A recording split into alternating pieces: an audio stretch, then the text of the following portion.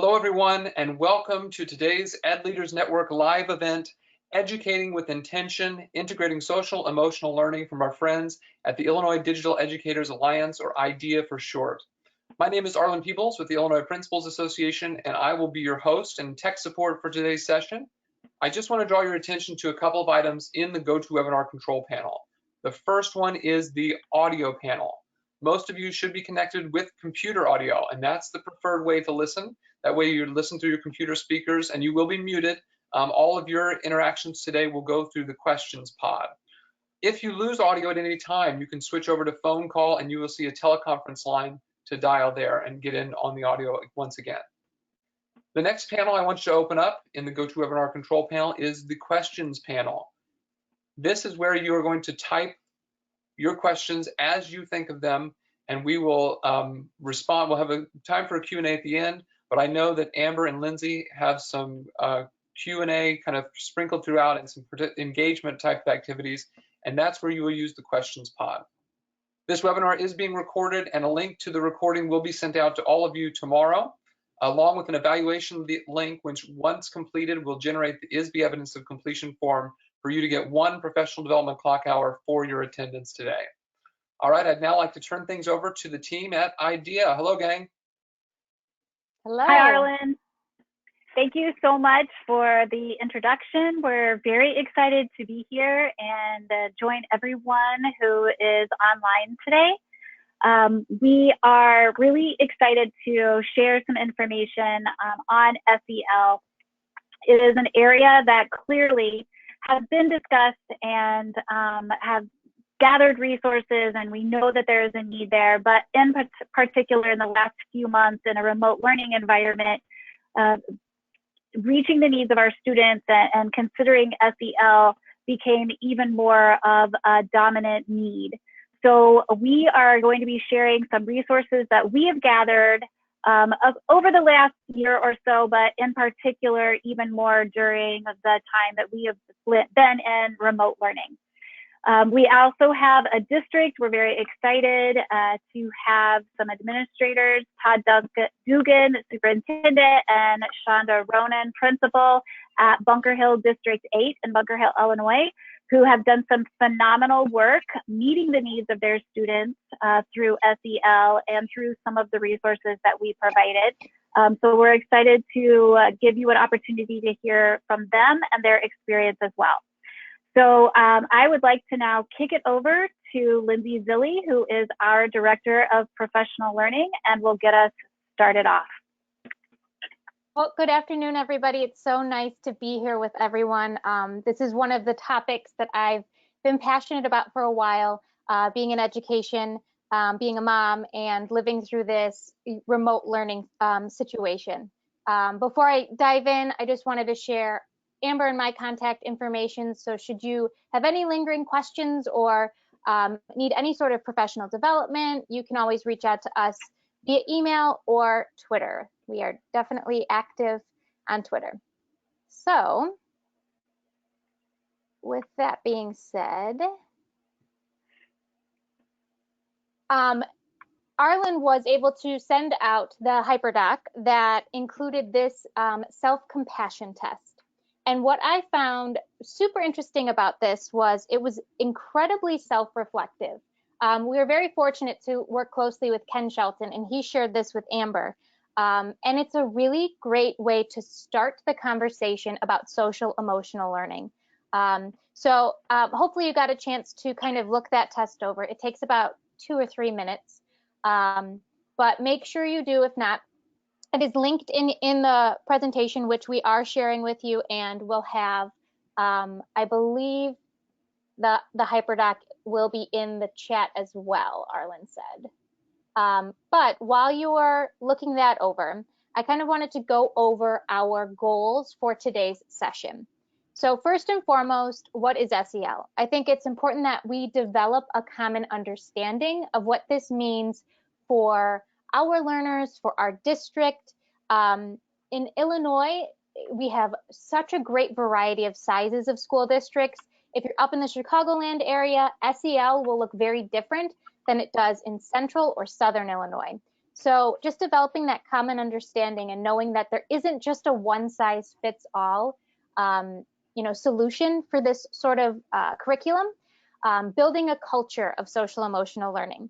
So what questions should you be asking? How can you kind of root all of your instructional practices within this culture of social emotional learning? It's really important that we start with the human component and not necessarily the academic component. So focusing on building that culture. And then finally, integration. So how do we design and develop tools, and where do we find resources that are already created that we could capitalize on and use within our different classroom settings? So before we get to all of that good stuff, I'd like to ask you to put a response in the chat. So if you were able to take that little self-assessment, what did you think of the test? What kind of results did you come up with? When I first took it, I noticed that it was very self-reflected, and it showed that the way that I look at myself during conflict that arises is how I might treat other people. So it's important that we think about that when we are approaching social emotional learning with our students. So throughout this time that we are together, I will ask several times for you to put some reflections within that chat. I think it's just nice to drive the conversations and not just have a sit and get session, but also be an active participant so we can have those conversations that are most meaningful for you. So I have some people saying it was totally accurate, self-reflective in nature. It didn't surprise me very much. I found mine was more about me. So very cool. I definitely would recommend utilizing this if you are an administrator with your teachers. Teachers are very modest people, and they put their learners first and foremost. So it's good for them to have that reminder that they need to take care of themselves as well. So with that being said, let's talk about what the definition of social emotional learning is. So really, it's a process. It's building a culture and a community with your learners, be them children or be them adults, to help them manage not only their emotions, but the outside world. So the things that are going on in society are going to impact our learners in a variety of ways. So how do we help them respond in responsible ways, achieve positive goals, feel and show empathy for others, and establish and maintain these positive relationships? I think what's the next level of difficulty for us is we also have to think about this in the digital setting now too. It isn't just the opportunities that we have with our learners face to face, but now how do we manage this in an online world? So much is unknown with the upcoming school year. So it's important that we take these steps now to not only dive into social emotional learning, but what does that look like in a remote setting? How do I build relationships with my kids if I'm not there with them? And so we're going to dig into that a little bit more today. And I'm going to share some really cool resources it's going to help you kind of create your own action plan that's really personalized for your learners and your districts. I came across this video though, which I'd love to share with you. It's 4 minutes long, but I promise it's worth it. So I just want you to take some time to watch it with us, and then we'll dig in a little bit more. If something pops into your head as you are watching, please throw it into the question area so that we can talk about it and we can facilitate a dialogue.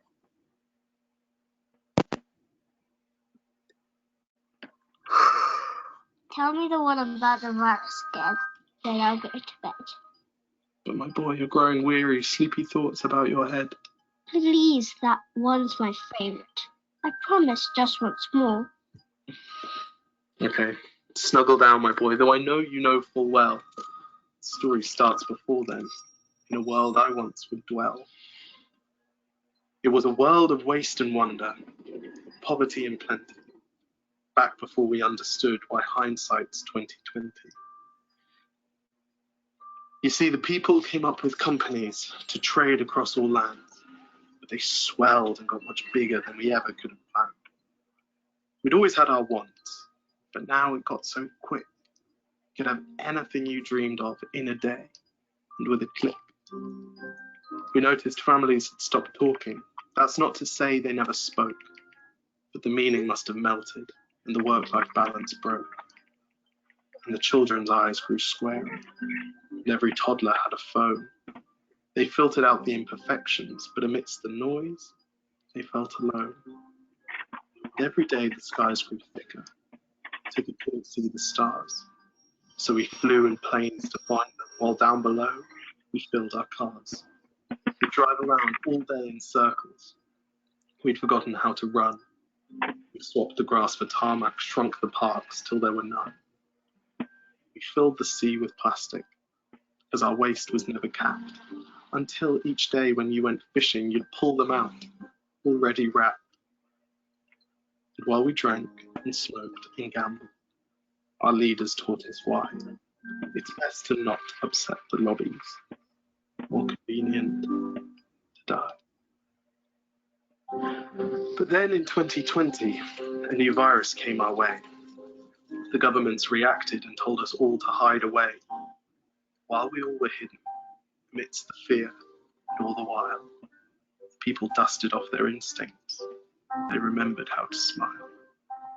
They started clapping to say thank you, and calling up their mums. And while the car keys gathered dust, they would look forward to their runs. And with the skies less full of voyagers, the earth began to breathe, and the beaches bore new wildlife that scuttled off into the seas. Some people started dancing, some were singing, some were baking. We'd grown so used to bad news, but some good news was in the making. And so when we found the cure, and were allowed to go outside, we all preferred the world we found, the one we'd left behind. Old habits became extinct, and they made way for the new. And every simple act of kindness was now given its due. But why did it take a virus to bring the people back together? Sometimes you've got to get sick, my boy, before you start feeling better. Now lie down and dream of tomorrow, and all the things that we can do. And who knows, if you dream hard enough, maybe some of them will come true. We now call it the Great Realization. And yes, since then there have been many. But that's the story of how it started, and why hindsight's 2020.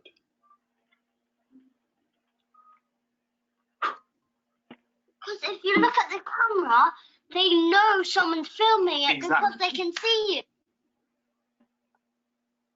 So I just find that video so powerful, and thank you for those of you that put some comments and feedback in with the questions. Brianne said, I've seen that, and it always reminds me we have so much power in how we frame things for kids, and that's so true. The great responsibility to remember that they are always looking to follow our lead as the adults in their lives. Richard says that the blessing in quarantine for me was more opportunities to connect with my family, games, etc. And I completely agree. Very interesting. It gave me chills too. I think what the point is that our kids are walking through the door with this weight on them already. They have this idea of remote learning and quarantine, and as nervous as we are to implement all of these new curricular plans, we can't even begin to have that conversation until we start focusing on the children.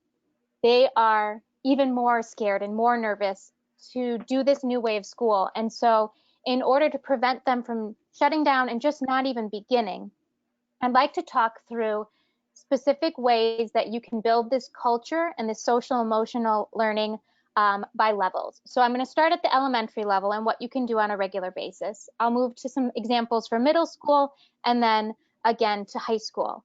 I definitely recommend reading the book Rules of the Red Rubber Ball if you haven't already done so. It's just as inspiring as that video. It's something that I constantly reference in my own profession. And when approaching something like this, it says to commit to it. Seek out encouragers, work out your creative muscle, prepare to shine, speak up, expect the unexpected, and maximize the day. So I would just encourage you to, as you're taking the first step today and learning about this, to remember that as you're implementing these strategies. So I'd like to kind of interact with you a little bit. So looking at the screen now, pick a prompt and respond to it in the chat. So if we were talking about an elementary level, I would utilize these prompts on a regular basis with my learners. So instead of just having the morning Zoom meeting where everybody waves hi, maybe have a question that is your daily question, and you're asking your students about themselves. Some of these questions can make you feel uncomfortable, but it's important that we learn about what does make our students feel alone, what makes them feel stressed, what's fun, because there is no point in planning a lesson if it's not learner-centered. So by constantly utilizing these kinds of question prompts, especially with our little learners, whether it's in a virtual setting or face-to-face, you're learning about how they learn best. And making them feel comfortable is the first step in getting them to learn. So it's pretty easy if you just pick one that you're comfortable with. Sometimes something that makes me laugh, I like to listen to. And these will help you build relationships with your students. A lot of times I'll see administrators at the beginning of a school day greeting everybody. So instead of just saying hi and good morning, engage in a conversation utilizing these prompts. Start your staff meetings, asking your staff these prompts or asking them to engage with each other, to actually learn something about one another. And then you can build lessons from there. So this is kind of a building block that I would utilize at the elementary level. From there, I would like to share more of a middle school technique. So this is where I would definitely refer to that book, The Rules of the Red Rubber Ball. And you can even pair it almost like with a Genius Hour. But at this level, the students aren't engaging in quite the same conversations as they would at the elementary level. You really are, they're going through a lot of changes. They're not sure who they are. They're not sure who you are. And my husband likes to say, nobody cares how much you know unless they know how much you care. And so by creating something like the purpose challenge for these learners and getting them to see, you know, what is the next step in their life? What are they going to make their passion or their why? Who will be in their life in years to come? And then why? So building off that kind of conversation that you're there to support their long-term goals, not just teach them math or reading or science. So I just want to take a second to pause and ask for you to reflect sort of on this. How do you think these conversations would go with our middle school learners? You know, sort of charting out their life path. Why would that be important for you as the educator, as the principal, as the teacher, to build this sort of relationship with your learners? So I have a couple of people saying, I like this idea for staff meetings. It's important to address this amongst the team. We need to start there in order to reach our students. Absolutely. I think a shared vision is incredibly important. You all have to be on the same page and you really have to buy in. This isn't a fake it till you make it sort of deal. You really have to be the change and really buy into it yourself. I think even hesitant learners would respond and engage. Great prompts. I like this for staff meetings. This could be shared with adults. Students need a purpose for being in school, and we can show the purpose of why they're here and why we need to teach them. Exactly. So they're kind of connecting that meaning to why they are there. And that kind of leads me to my next slide. So September 11th in 2001, I remember exactly where I was. I was in Mrs. Ferrani's Spanish class at Marian Catholic High School in Chicago Heights, Illinois. I don't know what unit we were learning. I don't know what project we were about to do or what lesson we had just finished. I just remember how Mrs. Ferrani reacted when all of us got the news that the towers had just been hit. And I feel like that is important for us to pause and reflect on, because it was that human component that I remember most in my life. Again, it's not about her being my teacher. It's about her showing empathy in a life-changing moment that I didn't realize would have been such an impactful moment for me. And so I think that really speaks to social emotional learning. Once again, we have to live and breathe it. It's not something that we could just put a Band-Aid on or read from a card. It's seeing our students as humans and lifelong learners. And I know Amber also had an example of where she was in a particular moment. Amber, would you like to share that experience? So if you weren't able to pick up on that, Lindsay's a little bit younger than me. So my experience is quite a bit before 2001. But when Lindsay and I were developing this and we were having this conversation, I said, you know, that's such an aha moment, Lindsay. I think this is definitely something that we need to talk about, because I very clearly remember where I was in school, the teacher, the people around me. I can vividly remember exactly what the room looked like the day that the Challenger explosion occurred with the teacher, Kristen McAuliffe, in it. And I think that's something that's so important for thinking about when we return to school and have all of our students with us again, that they will be thinking about these moments and these important things that happened, and our reaction to them, both in that moment and when they return, is something that's going to be incredibly impactful for those students.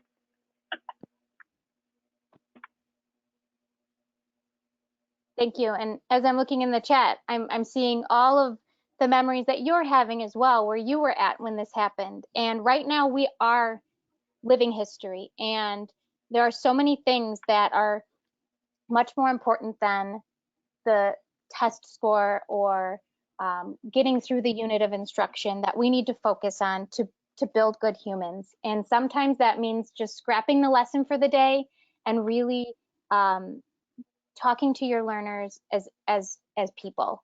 So keeping that in mind in everything that we do, and keeping that in perspective as well. I think sometimes because we teach in silos, we lose perspective, and we have these blinders on that we have to teach and focus on this content, when really we're all in this for the same reason, and that reason is the kids. I know that's my stake in the future, and so I want to make the most of that. So those are just some examples of how you can easily embed those conversations in elementary, middle, or high school. From there, like, the best thing to do is to start building that culture with a framework. So the framework that I'd like to share with you has 4 considerations. The first thing, as I already said, based on a couple of your comments, is the needs of your staff. So you have to have that shared vision. You have to sit down and have a conversation where you're not presenting a social emotional learning curriculum to your staff, but you're coming together and determining what is going to be your action plan. What do they need? What supports can you help provide, or what research can you do to make sure your staff is not only buying in, but is supported? From there, establishing a mental health team. This needs to have all sorts of stakeholders, not just your social workers and school psychologists. They're very important to be on this team, but we also need educators and principals, and I'd even argue students and parents, so that we get perspectives from everybody that is impacted within the classroom setting. Next, you need to establish what are the needs of your learners. Now is a different answer to that question than maybe it was last year or even a couple months ago. So what right now are the needs that need to be addressed, and prioritize them? And then, as always, going back to that human connection. So we're not just taking this canned curriculum and reading from a card and checking off a box, but we're really looking at our learners as humans that need support, that are our future. How can we help them to grow and learn and become good people? So those are the 4 considerations. when thinking about those considerations, these are just some good questions to be asking of yourself as a leader, as a lead learner. So I'd like to ask you at this time to think about what strengths do you bring to your school district? And really be honest, because I don't think educators often enough give themselves credit. They would much rather pat somebody else on the back than themselves. So really be reflective and think, what's your strength? What are you bringing to the table that nobody else might be bringing? And really we want to honor that here today so that you know that that's something that you could go out and help somebody else with. So these are just some good questions to ask adult learners, student learners. If you're building classroom norms with your students, this is a great way to start that at the beginning of the year, pause in the middle of the year to reflect, and then at the end of the year, reflect again and say, did I support you? How could I stretch myself even further? So go ahead and put that in the question area. Some really great comments in here. My strength is I listen to ideas, questions, and concerns of my peers and build relationships based on trust. That's huge. It's so hard to be that listener, but it's so rewarding. And you're right, it does build those strong relationships. So I am going to turn it over here to Amber, and she's going to talk a little bit about this idea of empathy, and then she has a couple of resources to share with you, and then we'll talk with Todd about how he took these resources and made an action plan out of them. All right, Lindsay, let's see if we can get this figured out on me taking over the screen. All right, let's stop sharing screen.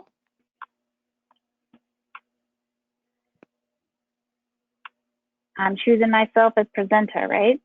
Yep.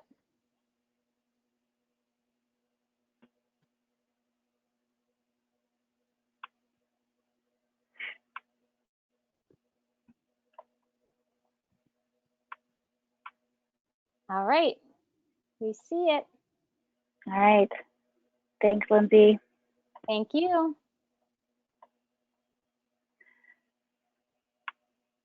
All right, so empathy. We chose this quote from Oprah. You can read it to yourself, but we thought that it was a great representation of looking at what we need to do and the impact that we can have, whether we are an administrator who's leading adult learners or whether we are the teacher in a classroom, whether we are the support staff. Everyone has that interaction and engagement with students that becomes very important, in particular when addressing social emotional learning, and it has to start with empathy. It has to be an understanding of putting ourselves in someone else's shoes and considering what they have been through and the impacts that it could be, and understanding that those aren't necessarily going to be the same thing for you that it is for me, that it is for someone else.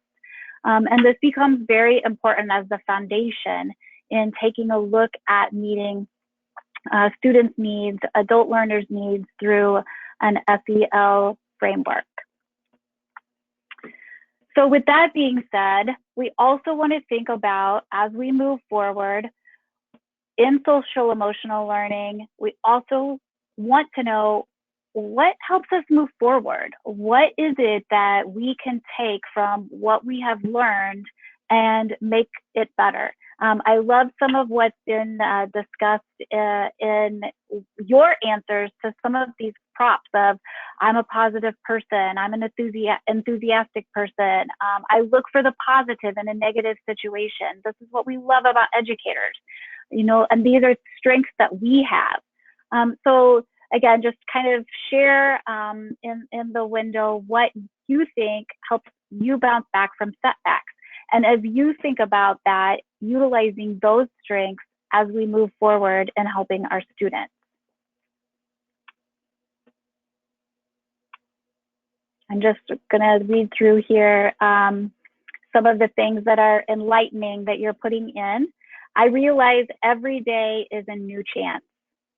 It's important that I have support from my peers. Talking with someone else outside of the situation to figure out what went well and where it went wrong. Such a great point. Talking to my friends and family. Reflecting about the setback and a warm cup of tea. Great point. Knowing that I will have a chance to get it right in the future. Model for kids that no one is perfect. Richard, thank you so much for sharing that. And I think it's an important thing that we really consider. I know the terminology that is often shared is that fail forward approach, but it is absolutely important in meeting the needs of our students from an SEL perspective. Family, friends, love, trust, other people. And how many of us have felt that we haven't had those opportunities? So much of what you're putting in the chat here and sharing is those connections. And in the situation of being in a remote learning environment, those are the things that are our go-tos to help us bounce back, but they're also the things that we don't necessarily have right now, in particular in that typical face-to-face type of engagement. So these are things that I think we need to, continue to consider, and what is the best way in a remote learning environment that we can make these happen. So from here, we want to shift into looking at some of the resources that we have gathered organizationally to help provide for you, your staff, and your students. So we are very fortunate to have partnerships that engage us in sharing about their resources and what they can do for educators and students. The first one we're going to look at is Everfi, Strut, eLuma, and Castle. Again, if you have access to this, please note that each one of these are specific links that you can click on that will take you to their sites where you can find some additional information. Everfi is a free resource that you can use. We have engaged with Everfi about the work that they have done over the course of the past few years. And during the remote learning time, they realized the need again for SEL resources. So Everfi has developed content and activities for SEL that they are offering, again, at no cost, for free, for K-12 educators to utilize in either way, either when we do go back to school for classroom engagement and or also during remote learning opportunities as well. We also are very happy to have connected with an organization called Strut, and I actually believe that Mitch Schneider is on with us today and sharing. We did do our own webinar with IDEA with Mitch and his team. So we can also share the direct link to our webinar that we did with Strut that you can watch at your own convenience as well. But in one area that we found to be a need was the assessment area. So how do we know what social emotional learning skills that our students have, and again, or we have as ourselves, or the staff that we work with? I can remember when I played high school volleyball, our coaches had us take kind of a leadership assessment. And I remember thinking at the time as a player, like, why are my coaches making me take this leadership assessment? What does this have to do with playing volleyball? What I realized as we continued through the year with these coaches, how important it became and how they were interacting with us based on that assessment. And Strut provides this same type of assessment and understanding about skills from a social emotional learning perspective. So very important to be able to individualize and understand the staff we're working with and or the students that we're working with on their strengths and weaknesses with social emotional learning. eLuma was a group that we were able to connect with very early on in the online remote learning time period that we had, when people were asking about special education resources and how to assist and support special education students, whether it was just through SEL and or the specific services that teachers were needing to use with their students. eLuma is actually a fully online therapy group. So their work is built around school psychologists, school social workers, special education teachers, speech therapists, OT, and they do all of their work remotely. So they are working with students through the online platform to be able to offer therapy services, assessments, etc. So again, on our website are the recordings for those webinars that we hosted as well. They were a phenomenal resource and were very helpful in putting into perspective how to meet these needs for students in remote learning. And then we have CASEL, the Collaborative for Academic, Social, and Emotional Learning. And they specifically are the organization that develops the framework and standards on how children and adults learn, how they manage emotions, setting goals, again, developing that empathy, and establishing positive relationships.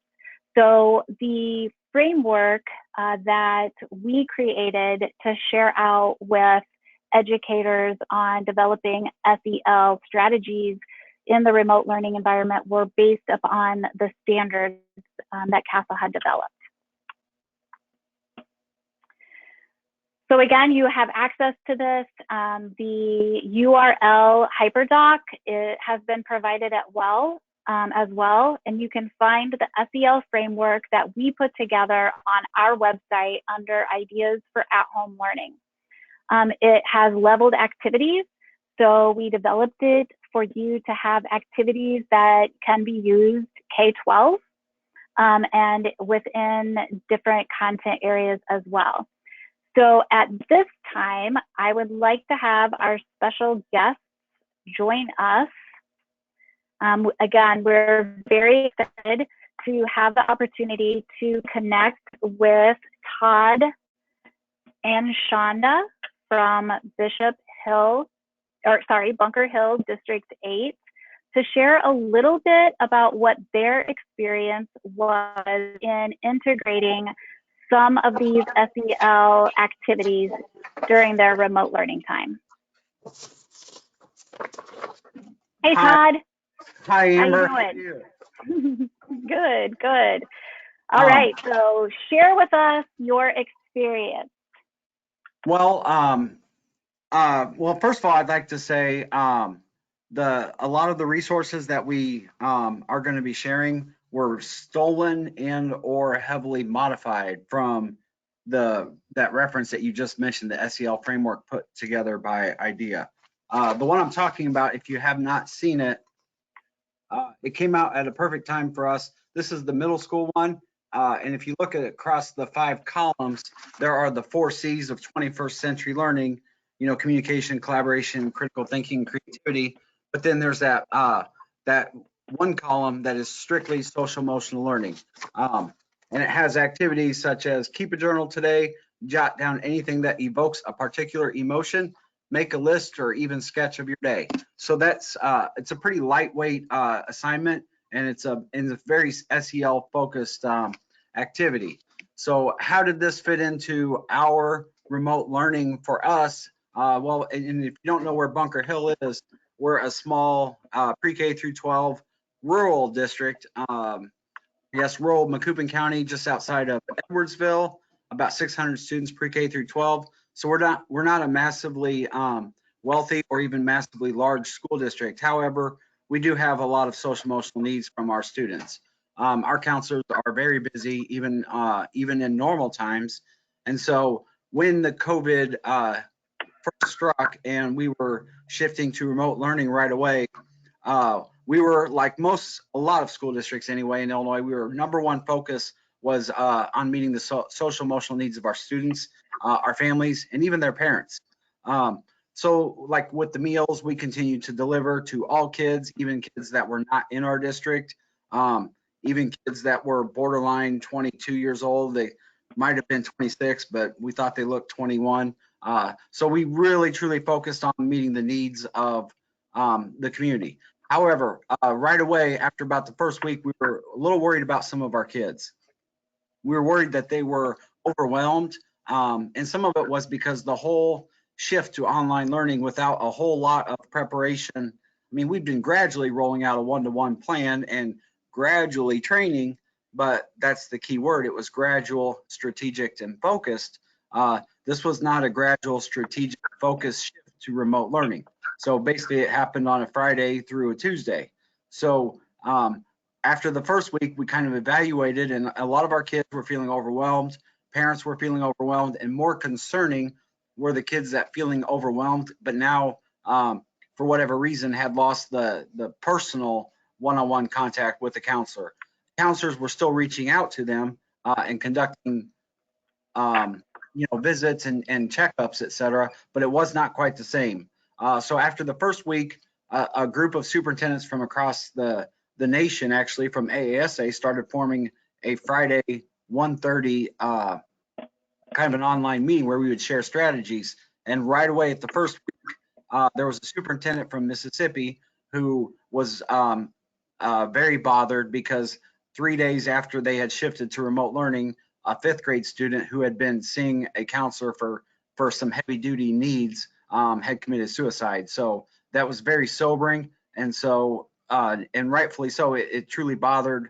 It was very sobering to see how much bother that would do to a district. So we wanted to make sure that we weren't going to see that in our district if we could help it.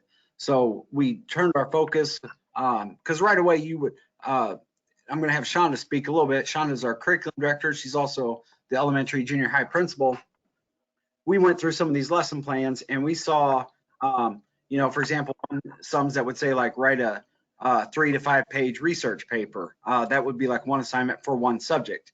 And that would be at the, at the maybe possibly junior high or high school level. And you've got to figure there are 7 more assignments. On top of that, if there were scheduling daily Zoom meetings, literally a child could have 7 40-minute Zooms in a day and no coordination among teachers or parents. So right away, we decided to keel back on the academics and focus more on the SEL. We also received a couple of emails. I, as the superintendent, actually received an email from a high school student that was told me that she had reached out to the principal and teachers and had apologized that she had not done online assignments for a week because she'd been caring for the family because her grandpa was in the hospital with actual coronavirus.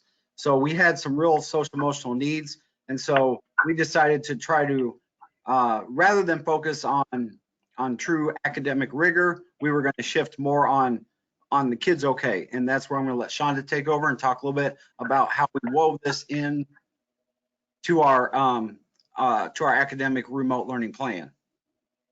So one part that we really loved about the SEL framework from IDEA is the student choice. And I think that anytime you are talking about student emotional well-being, you want to give students choice. And during the era of Corona and during this COVID time, we've taken away a lot of choices from our students. So we wanted to give back some of those choices to our students. And the way that we could do that is by providing choice boards for them. And we took a lot of ideas from IDEA, which was great. Not only were there different SEL topics in there, but there was also ways for students to communicate, collaborate, critical think, and then use their creativity in different ways. So what we did is we took it and we had the same type of columns and rows in there. And for each of the columns, the vertical columns were the different subject areas. But then for the horizontal rows, it allowed students to learn and to be creative with the way that they showed and demonstrated and practiced that learning. So during some of the horizontal rows, it would be online learning. During some of those, it would be outdoor learning, for example, would be a whole entire row of that where you could learn, do you want to do math outside today? Is it a beautiful day outside? Is it raining today? So we're going to do around the house today. And even some of those horizontal rows were just merely focused on SEL, or they were focused on creativity and allowing for collaboration. So some of those that we had that our students absolutely loved, for example, were different yoga things that they could do, yoga exercises that they could do. Our seniors and our kindergarten students were actually pen pals with one another. I know that Amber spoke about empathy, and empathy is so very important for students to understand. So those kindergartners realizing a little bit of what the seniors were going through with missing some of their big monumental events, but then also for the seniors to realize that, hey, those kindergarten kiddos are also missing out as well, and to help each other through it was really cool. We also did some talent shows and things like that. I know even as a parent myself, my own 2 boys, it was really nice to be able to provide them not only with the choices of our own choice board, but we also emailed out the ideas SEL framework, so that way parents would have that at home to use as an additional resource as well. But being able to ask my first grader, what do you want to do today? How do you want to demonstrate your learning or practice your learning today? Are you feeling creative today?